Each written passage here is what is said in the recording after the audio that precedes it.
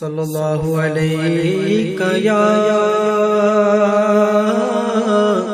یا رسول اللہ وسلم علیک یا حبیب اللہ صلی اللہ علیہ یا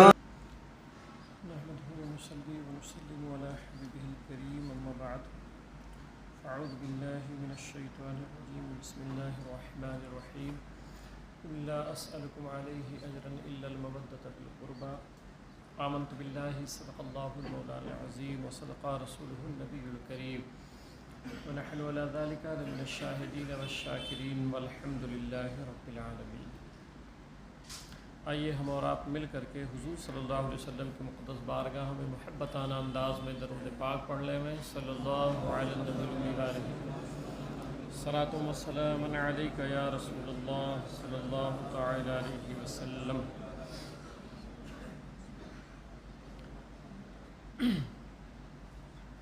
اللہ کے رسول صلی اللہ تعالی علیہ وسلم ارشاد فرماتے ہیں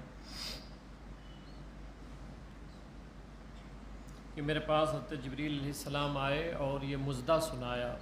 میرے آقا صلی اللہ علیہ وسلم فرماتے ہیں کہ میرے پاس حضرت جبریل علیہ السلام آئے اور انہوں نے یہ خوشخبری سنائی، یہ مژدہ سنایا۔ وہ روایت سنے امام حاکم نے المستدرک میں اس حدیث کو نقل کیا ہے کہ سرکار نے فرمایا کہ حضرت جبریل آئے اور انہوں نے عرض کیا کہ اللہ تعالیٰ فرماتا ہے کہ من صلی علیک صلیت علیہ،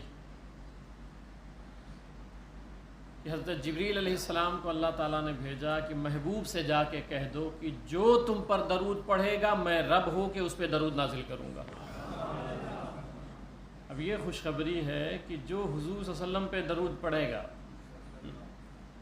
جو حضور صلی اللہ علیہ وسلم پہ درود پڑھے گا تو اللہ تعالیٰ نے کیا فرمایا کہ میں اس بندے پہ درود نازل کروں گا۔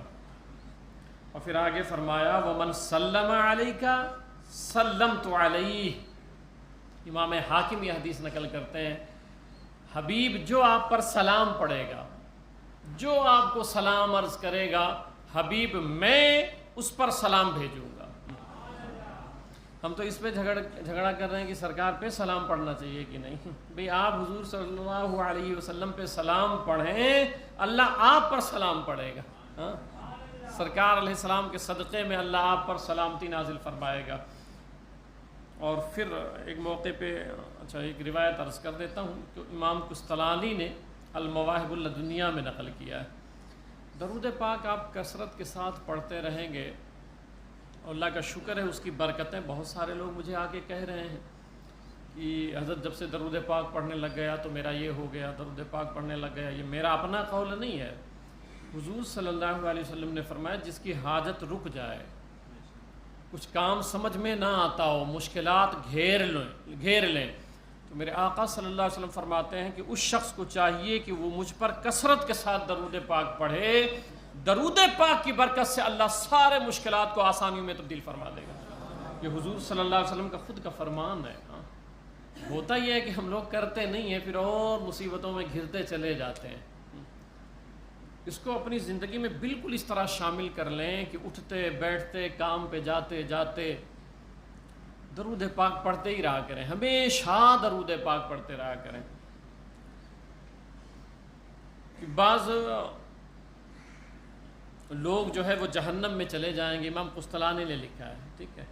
اس میں بہت سارے جو ہے وہ علماء ہوں گے، بہت سارے حفاظ ہوں گے جو عمل نہیں کرتے ہیں، عمل نہیں کرتے ہیں، علم ہے، اور بہت سارے لوگ چلے جائیں گے، ان کا فیصلہ ہوگا جہنم میں۔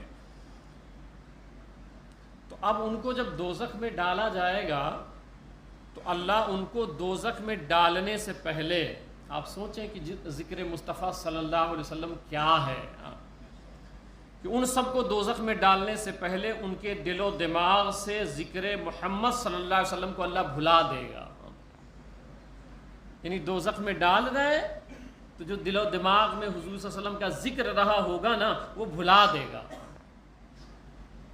اور پھر کچھ مدت کے بعد جب ان کو دوزخ سے نکالنا ہوگا، یعنی اب سزا مل گئی تو اب دوزخ سے نکالنا ہے، تو حضرت جبریل علیہ السلام کو اللہ تعالیٰ بھیجے گا دوزخ کے پاس۔ جبریل امین جا کر پھر انہیں حضور صلی اللہ علیہ وسلم کا ذکر سنائیں گے.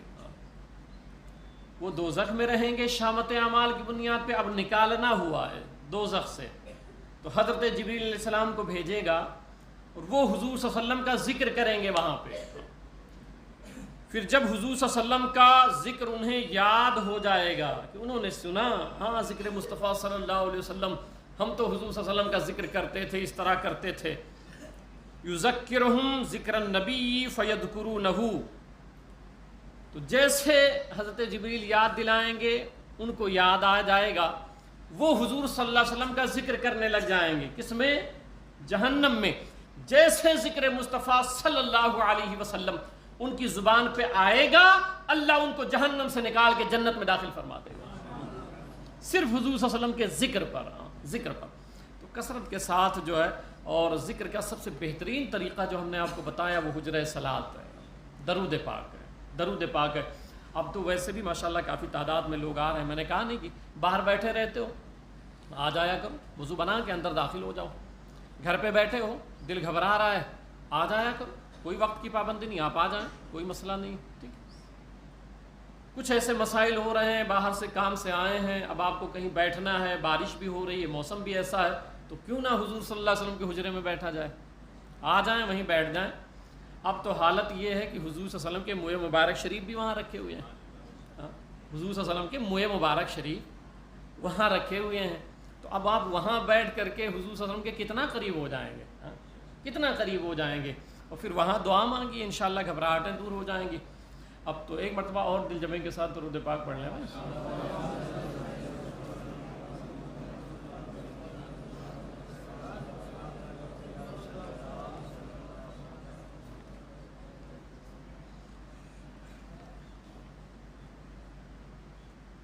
میں چونکہ آپ جانتے ہیں محرم الحرام شریف کا مہینہ ہے، اور اس میں جو ہے وہ ذکر شہدائے کرب و بلا ہر جگہ ہو رہا ہے. آپ کے مدینہ مسجد میں بھی یہ پروگرام چل رہا ہے، بعض نماز عشاء روزانہ پروگرام ہو رہا ہے، اور اس میں آپ شرکت فرمائیں. اس کی وجہ یہ ہے کہ یاد رکھیں، وہ ایک شعر ہے نا کہ قتل حسین اصل میں مرگ یزید ہے، اسلام زندہ ہوتا ہے ہر کربلا کے بعد. 1300 سال میں اس کربلا کے بعد کوئی کربلا ہوا ہے؟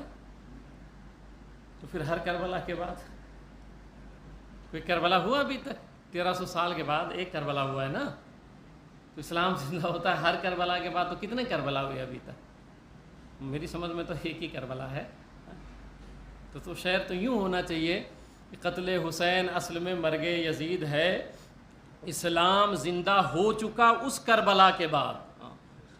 یہ ٹھیک ہے، اسلام زندہ ہو چکا اس کربلا کے بعد. اسلام زندہ ہوتا ہے ہر کربلا کے بعد، تو کتنے کربلے ہیں؟ اور ابھی تک کون سا کربلا ہوا ہے؟ ایک ہی کربلا ہے، وہ ہو چکا ہے. اسلام زندہ ہو چکا اس کربلا کے بعد. ٹھیک ہے، اس لیے آنا چاہیے. تو یہ تو میں نے ویسے ضمناً بات آئی تو میں نے کر دیا. تو اس لیے آنا چاہیے کہ امام حسنین کریمین جو ہیں وہ حضور صلی اللہ علیہ وسلم کے محبوب ہیں. سرکار علیہ السلام ان دونوں سے بڑی محبت فرماتے تھے، بہت محبت فرماتے تھے. یہی وجہ حدیث پاک میں ہے، من احب الحسن والحسین فقد احبنی ومن احبنی فقد احبہ اللہ، کہ جس نے حسن حسین سے محبت کی. اچھا ایک المیہ اور بھی ہے، میں عرض کروں شاید آپ کو یہ بات سمجھ آئے کہ ذکر و شہدائے کرب و بلا ہو رہا ہے محرم شریف میں. آپ دیکھیں کہیں اس چیز کے آپ شکار تو نہیں ہو گئے. یہ احساس دلانا چاہتا ہوں آپ کو کہ امام حسن کا تذکرہ نہیں ہو رہا ہے. امام حسن کا اتنا تذکرہ کسی کے یہاں بھی نہیں ہو رہا ہے. کہیں ایسا تو نہیں کہ آپ کے اندر بھی وہ بات آ گئی کہ انہوں نے حضرت میرے معاویہ سے صلح کر لیا تھا تو ہم کیوں کریں. یاد رکھیں، اہل سنت کا موقف سن لیں کہ امام حسن رضی اللہ تعالیٰ عنہ نے جس سے صلح کر لیا، اہل سنت کا صلح قیامت تک کے لیے ان سے ہے. اور امام حسین نے جس سے جنگ کر لیا، اہل سنت کا جنگ قیامت تک کے لیے ان سے ہے. ہمارا یہ موقف ہے. ٹھیک ہے، جن سے امام حسن نے صلح کر لیا ہمارا بھی صلح ہو گیا. یا تو آپ امام حسن سے بڑھ کے نعوذ باللہ. آپ دیکھیں میں یہ بہت دنوں سے محسوس کر رہا ہوں کوئی ایک روایت اور حدیث آپ بتا دیں جس میں حضور صلی اللہ علیہ وسلم نے امام حسین کا تذکرہ کیا ہو اور امام حسن کا نہ کیا ہو. ایک روایت بھی نہیں.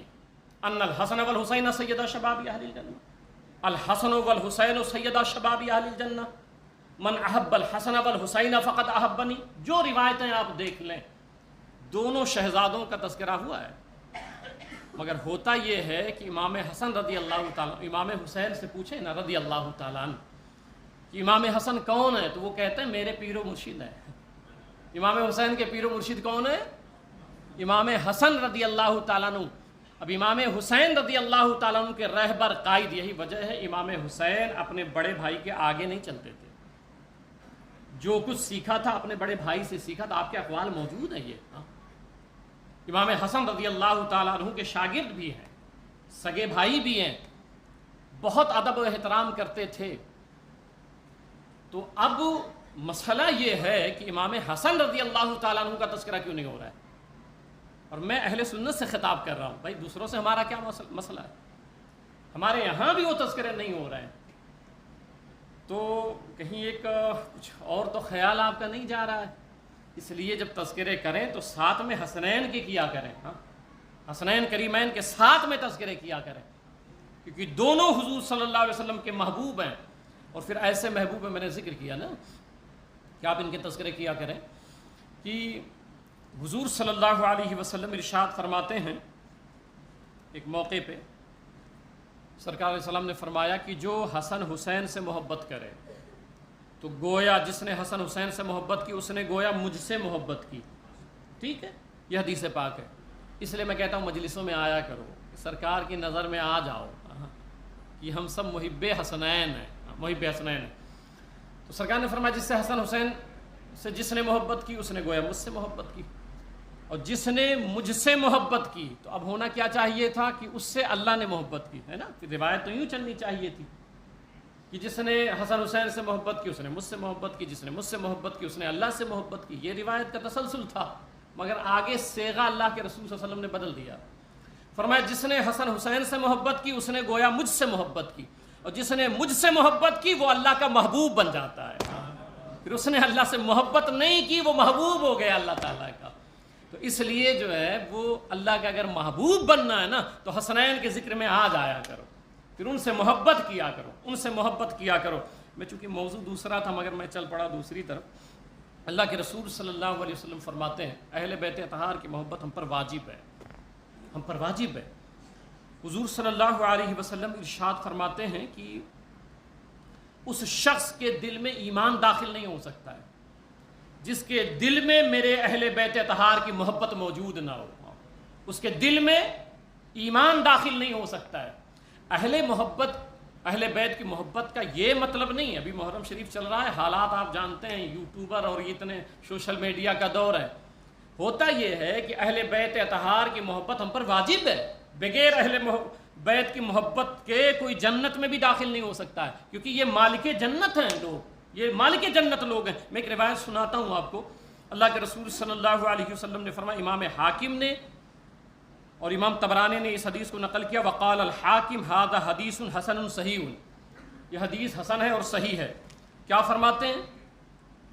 فرماتے ہیں کہ حضور صلی اللہ علیہ وسلم نے فرمایا کہ اگر کوئی شخص حجر اسود اور مقام ابراہیم کے سامنے جائے اور وہاں مر جائے، حجر اسود اور مقام ابراہیم.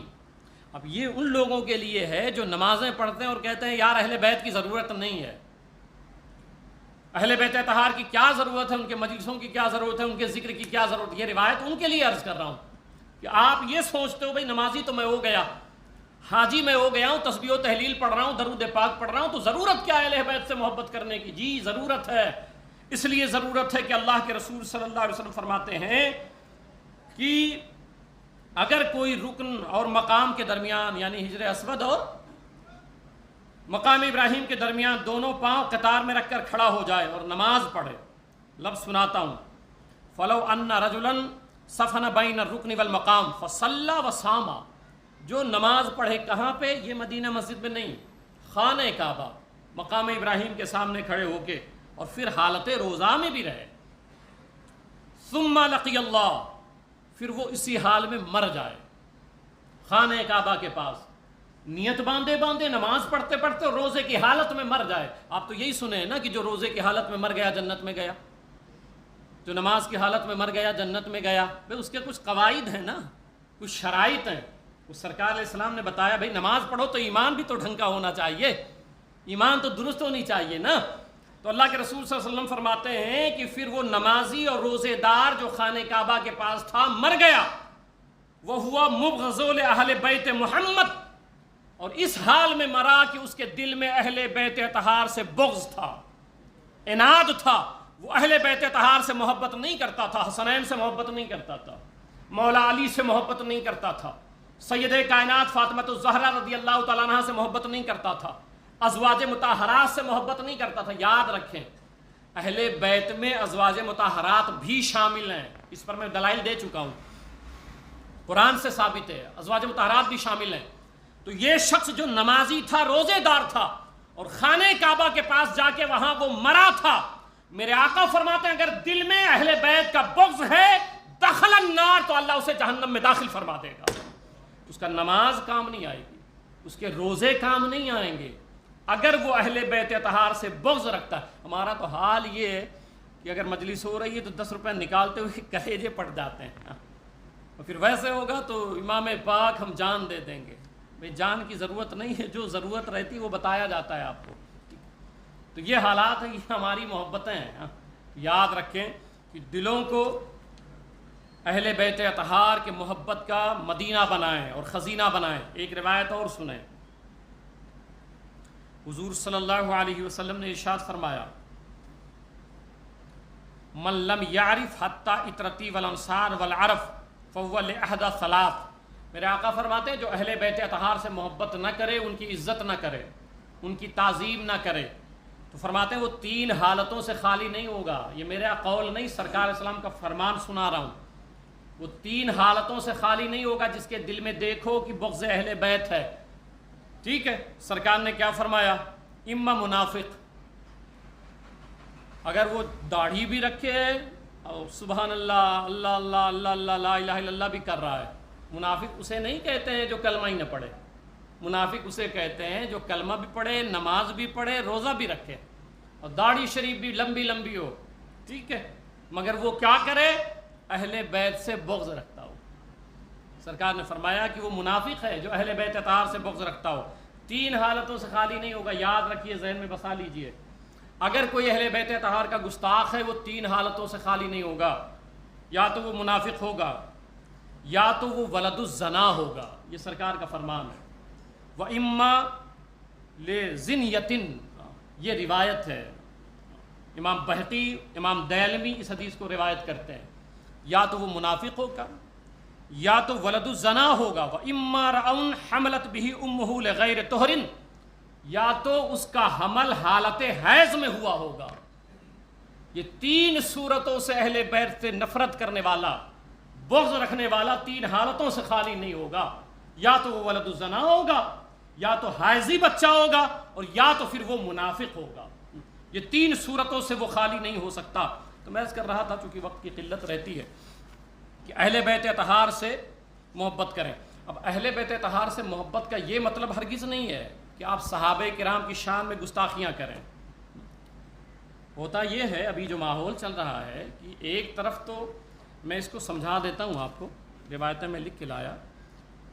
ہم تو یہ پڑھتے ہیں ترکتو فیکم الثقلین کتاب اللہ و اطرتی. سرکار نے فرمایا نا کہ 2 چیزیں وزنی تمہارے درمیان چھوڑ کے جا رہا ہوں، ایک کتاب اللہ کی کتاب، اور ایک میری اطرت یعنی اہل بیت اطہار. ٹھیک ہے، اب اس پہ تو زور دیا گیا اہل بیت اطہار پہ. تو اس کا مطلب یہ نہیں ہے کہ ہم مولا علی سے پیار کریں اور صحابہ کرام کے بارے میں برا بھلا کہیں، حسنین کریمین سے محبت کا دعویٰ کریں اور صحابہ کرام کے تعلق سے طعن و تشنیع کریں. یہ نہیں ہے. یہ ہوتا کیوں ہے جانتے ہیں آپ کو؟ اس وجہ سے ہوتا ہے کہ ایک طرف کی احادیث ہم پڑھ لیتے ہیں. کبھی ایسا ہوتا ہے کہ ہم محبت کرنے لگ گئے تو پھر محبت میں اتنا غلو کر دیتے ہیں، اتنا بڑھا دیتے ہیں، پھر دوسری طرف ہم حسد کے شکار ہو جاتے ہیں، حسد کے شکار ہو جاتے ہیں. یہ حدیث تو آپ نے پڑھ لی کہ 2 چیزیں چھوڑ کے جا رہا ہوں، پھر اس کی بنیاد پہ آپ صحابہ کرام پر بھوکنے لگ جاتے ہیں۔ یاد رکھیں پوری حدیث میں ایک ترتیب بتا دیتا ہوں آپ کو، یہ روایتیں میں نے لکھ لی ہیں اور اس پر آپ کہیں تو سینکڑوں دلائل اس کے علاوہ میں دے سکتا ہوں۔ صحیح صورت کیا ہے؟ صحیح صورت یہ ہے کہ حضور صلی اللہ علیہ وسلم کی ساری حدیثیں جب آپ کی نظروں کے سامنے ہوں گی تب آپ کے اندر اعتدال آئے گا، پھر بہکو گے نہیں۔ میں آپ کو ایک مثال دیتا ہوں، جیسے حضور صلی اللہ علیہ وسلم نے کیا فرمایا؟ ترکت فیکم الثقلین کتاب اللہ و اطرت اہل بیتی، میں تمہارے درمیان دو وزنی چیزیں چھوڑ کے جا رہا ہوں، اللہ کی کتاب اور اپنی اہل بیت کو۔ پھر حدیث سنیں، ترکت فیکم الامرین کتاب اللہ و سنت نبیہ، میں تمہارے درمیان دو چیزیں چھوڑ کے جا رہا ہوں، ایک اللہ کی کتاب ہے اور تمہارے نبی کی سنت ہے، دو ہو گئی۔ تیسری جگہ سرکار نے فرمایا علیکم بسنتی و سنت الخلفاء الراشدین، میں تمہارے درمیان دو چیزیں چھوڑ کے جا رہا ہوں، ایک تو میری سنت ہے اور ایک خلفائے راشدین کی سنت ہے۔ تین حدیث ہو گئی۔ سرکار نے فرمایا فاقتدوا بالذین من بعد ابی بکر و عمر، سرکار نے فرمایا میرے بعد جس کی تمہیں اقتدا کرنی ہے وہ ابو بکر اور عمر ہیں رضوان اللہ تعالی عنہم اجمعین۔ پھر سرکار نے فرمایا اصحابک النجوم فبایہم اقتدیتم اہتدیتم، میرے تمام صحابہ ستاروں کی طرح ہیں، جن کی تم اقتدا کرو گے ہدایت پا جاؤ گے۔ پھر سرکار نے فرمایا اذا رأیتم اختلاف علیکم بالسواد العظم، جب تم امت میں اختلاف دیکھو تو جو بڑی جماعت ہے اس کو پکڑ لو۔ اب یہ 6 باتیں ہیں جو سرکار نے فرمایا پکڑ لو، آپ ایک لے کر کے 5 کو چھوڑے ہوئے ہو اور کہتے ہو یار ہم حدیث پہ عمل کرتے ہیں۔ یاد رکھیں، اب میں سمجھاتا ہوں کہ یہ 6 باتیں جو میں نے آپ کو سمجھائیں یہ کون کون پکڑے ہوئے ہیں۔ قرآن سنت ہو گیا، قرآن سنت ابو بکر عمر تمام صحابہ اہل بیت سواد اعظم، یہ 6 چیزوں کا حکم ہے ہمیں پکڑنے کا۔ ابھی تک آپ یہ سنتے ہو نہیں، ایک ہی پکڑنا ہے، نتیجہ یہ ہوتا ہے کہ پھر ادھر آپ چلے جاتے ہو ادھر چھوڑ دیتے ہو۔ سرکار علیہ السلام نے فرمایا 6 باتوں کا، اب ان میں سے قرآن کو لے کر باقی سب کو چھوڑ دینے والے خارجی ہیں جو مولا علی کے دور میں تھے، انہوں نے صرف قرآن کو پکڑا، سب چھوڑ دیا، نہ حضور کی حدیث لی، نہ اہل بیت کو پکڑا، نہ صحابہ کو پکڑا، یہاں تک کہ مولا علی پر شرک کا فتویٰ لگا دیا۔ ٹھیک ہے، انہوں نے قرآن پکڑا تو کس نے قرآن پکڑا وہ خارجی ہو گئے۔ ٹھیک ہے، ان میں سے قرآن کو لے کر باقی سب چھوڑ دینے والے خارجی، اور قرآن اور حدیث کو لے کر باقی سب انکار کرنے والے غیر مقلد ہیں، وہ اطیع اللہ و اطیع الرسول بقیہ کچھ نہیں ان کے یہاں ہے۔ ٹھیک ہے، اب وہ ایک حدیث پکڑے ہوئے ہیں، خارجی ایک ہی ٹکڑا پکڑے ہوئے تھے کہ نہیں کتاب اللہ، پھر صرف اہل بیت کو لے کر باقی سب کو چھوڑ دینے والے رافضی ہیں کہ بھئی تمام صحابہ کو چھوڑ دینا اور صرف اہل بیت کو پکڑ لینا، یہ کیا ہے؟ رافضیت ہے، جنہوں نے قرآن کی صحت کا سرے سے ہی انکار کر کے رکھا ہے اور صحابہ کو تو معاذ اللہ گالیاں تک دیتے ہیں۔ تو لوگوں کے خارجی یا رافضی ہونے کا سب سے بڑا سبب یہی بنا کہ انہوں نے تمام احادیث پر بیک وقت نظر نہیں رکھی، کسی نے قرآن والی حدیث لی تو اس پہ عمل کر لیا، کسی نے اہل بیت والی لی تو اس پہ عمل کر لیا، کسی نے کوئی حدیث لی تو اس پر عمل کر لیا۔ اللہ کا شکر ہے کہ اہل سنت کا ہے بیڑا پار، اصحاب حضور نجم ہے اور ناؤ ہے اطرت رسول اللہ کی۔ امام اہل سنت نے جو ہمیں عقیدہ دیا ہے کہ ایک ہاتھ میں ہمارے دامن صحابہ عطا فرمایا اور دوسرے ہاتھ میں ہمارے دامن اہل بیت عطا فرمایا ہے، تو اس دور میں اگر بچنا ہے تو ساری حدیثوں پہ آپ عمل کریں۔ اچھا اب وہ چونکہ اتنا وقت نہیں ہے، ایک صاحب کہنے لگے کہ امام صاحب حسنین کریمین کے تذکرے آپ بھی کرتے ہیں، اور میں بھی حسنین کریمین کے در کا گدا ہوں، کتا ہوں، اس در کا بھکاری ہوں، سید کائنات کا۔ میں تو آج بھی اجمیر شریف جب بھی گیا تو جاتا ہوں تو کبھی یہ نہیں میں نے کہا کہ اللہ سے کہ یا اللہ تعالیٰ وہ یہ کر دے، بس اتنا کہتا ہوں کہ میں ان کا کتا ہوں، مولا میرے حق میں جو ہے وہ ٹکڑا میرے حق میں ڈال دے، بس صرف اتنی سی بات کرتا ہوں۔ تو صاحب کہنے لگے کہ آپ اتنا تذکرہ کرتے ہیں حسنین کریمین کا، تو کیا قرآن میں ان کا تذکرہ ہے؟ قرآن پاک میں ان کا تذکرہ ہے؟ تو میں چند مثالیں دے دیتا ہوں آپ کو کہ جی قرآن پاک میں ان کا تذکرہ ہے۔ آپ کہیں گے کیسے تذکرہ ہے؟ تو یاد رکھیں کہ امام حسن، یہ لفظ آپ لکھیں اور اس کا عدد بنائیں کہ عدد کتنا بنتا ہے۔ تو امام حسن کا بنتا ہے 200 عدد، علم العادات کے حوالے سے میں عرض کر رہا ہوں، 200 بنتا ہے۔ وفات آپ کی امام حسن کی 50 ہجری، ٹھیک ہے، اب اس کو جوڑ لیں آپ، پھر امام حسین کا 210 بنتا ہے، ٹھیک ہے، ولادت آپ کی 4 ہجری ہے، شہادت آپ کی 61 ہجری ہے، پھر لکھیں کرب و بلا یہ بنتا ہے 261، ٹھیک ہے، یہ عدد ہم نے بتا دیے۔ اب یہ سب جوڑ لیں آپ کہ یہ سب کتنے بنتے ہیں۔ بسم اللہ الرحمن الرحیم کا عدد کتنا بنتا ہے؟ مشہور ہے نا، 786 بنتا ہے نا۔ محمد صلی اللہ علیہ وسلم کا 92 بنتا ہے، تو بسم اللہ الرحمن الرحیم کا کتنا بنتا ہے؟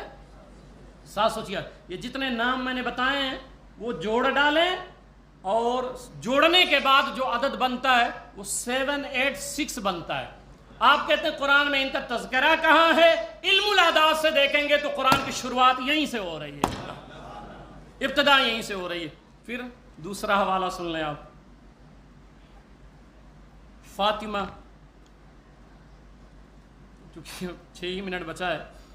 فاطمہ، فا کا 80، الف کا 1، طا کا 9، میم کا 40، ہا کا 5، ٹوٹل بنا 135۔ علم العداد کے حوالے سے آپ سمجھ رہے ہیں نا میری بات؟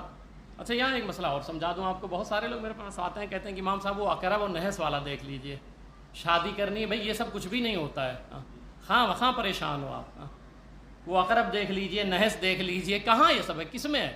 آپ جنتری اٹھا کے دیکھ لیجئے گا، اس میں لکھا ہوگا۔ اہل سنت کا یہ بالکل بھی نہیں، یاد رکھیے گا، اہل سنت کا یہ بالکل بھی نہیں۔ جنتری آپ آج اٹھا کے دیکھ لیجئے گا، وہاں جو لکھا ہوا ہے نا اقرب اور نحس، اس کے نیچے آپ جنتری کے اوپر دیکھیں گے لکھا رہے گا اہل تشیع۔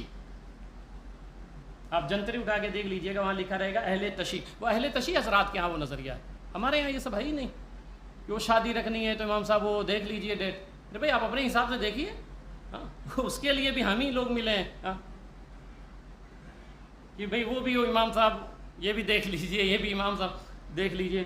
ہمارے یہاں ایک بات مجھے یاد آئی، میں دیہات کا رہنے والا ہوں، میرا گاؤں بلرام پور کے ضلع بلرام پور ہے، سنجھول میرا ایک گاؤں ہے۔ تو مجھے یاد ہے کئی سال پہلے ہمارے یہاں ایک مولانا صاحب کو رکھا جانے لگا، تو گاؤں والے بڑی محبت کرتے ہیں مجھ سے، تو انہوں نے کہا مغرب میں کہ حضرت ایسا کریں کہ حضرت تھوڑا سا رک جائیے گا آپ بھی۔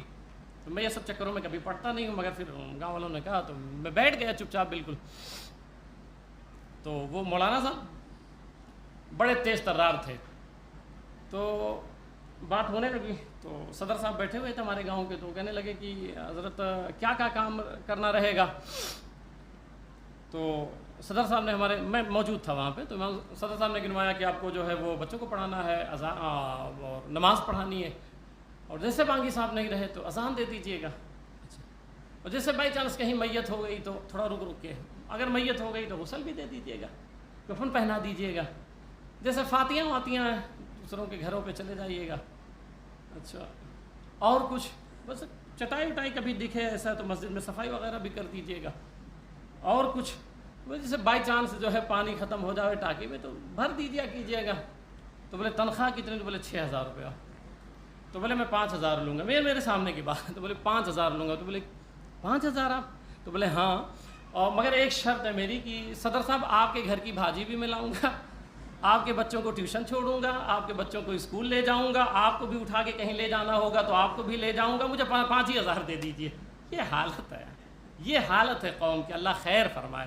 تو میں نے بڑا مبارکباد دیا تھا مولانا صاحب کو، ایسے لوگوں کی ضرورت بھی ہے۔ مطلب آپ سوچئے کہ میں اپنی بات کرتا ہوں، چونکہ بات آ گئی تو میں عرض کر دوں کہ یہیں سے میں نام نہیں لے رہا ہوں، تو ایک جگہ میں نے بھیجا، انہوں نے کہا مجھے تراویح کے لیے ایک امام چاہیے، ہم نے کہا ٹھیک ہے، تو ایک قاری صاحب کو ہم نے بھیجا۔ اب وہ امتحان لینے والے، ظاہر سی بات ہے جتنے صدر سیکریٹری خزانچی جو رہتے ہیں وہ جانتے ہو وہ تو بالکل پڑھے لکھے نہیں ہوتے ہیں الا ماشاء اللہ۔ اچھا وہ اپنا گھر نہیں سنبھال سکتے مگر حافظ جی وغیرہ کو بڑا ٹائٹ کیے رہتے ہیں، ان کے گھر میں ان کا بیٹا ان کی بات نہیں مانتا، ان کی بیوی نہیں سنتی ہے ان کی، مگر حافظ جی لوگوں پہ بڑا سخت رہتے ہیں، وہ امام صاحب پہ بڑا سخت رہتے ہیں الا ماشاء اللہ، مگر بہت سارے لوگ بہت اچھے بھی ہیں، ٹھیک ہے، مگر اکثریت ایسے لوگوں کی ہے۔ تو وہ پہچانتا ہوں میں اس کمیٹی کو، تو کہنے لگے کہ ایسا تو مغرب میں بھیج دیجئے، ہم لوگ تھوڑا انٹرویو لے لیں گے۔ تو میں نے کیا کیا کہ قاری صاحب کو حدیث پاک رٹوایا، حدیث پاک، ٹھیک، قال رسول اللہ صلی اللہ علیہ وسلم چھوڑ کے آگے جو متن آتا ہے، ٹھیک ہے، پورا رٹوا دیا میں نے، اور ہم نے کہا کہ آپ جو ہے نا قرأت کے ساتھ یہ حدیث پڑھیے گا، قرآن نہیں پڑھنا۔ اب وہ گئے قاری صاحب، اب وہ گئے اور انہوں نے کہا بھائی پڑھیے قرآن شریف، تو انہوں نے شروع کر دیا حدیث پاک۔ میں یہ بتا رہا ہوں حالات کیا ہے، یہ قیامت کی نشانی ہے۔ تو وہ پڑھ دیے، تو اس کے بعد بولے ماشاء اللہ آپ نے بہت قرآن شریف بہت اچھا پڑھا۔ تو انہوں نے کہا میں قرآن شریف نہیں پڑھا، میں حدیث رسول پڑھ رہا تھا۔ تو اب ایسے لوگ انٹرویو لیتے ہیں علماء کا جن کو یہ تمیز نہیں ہے کہ یہ قرآن ہے اور یہ حدیث ہے۔ یہ حالات ہے۔ سمجھانے کا مطلب یہ ہے کہ جو ہے علم کی بڑی کمی ہے ہمارے یہاں، بڑی کمی ہے علم کی، جس کی بنیاد پر ہمارا نوجوان بھی بہک رہا ہے، آپ بھی بہک رہے ہیں۔ علم حاصل کریں۔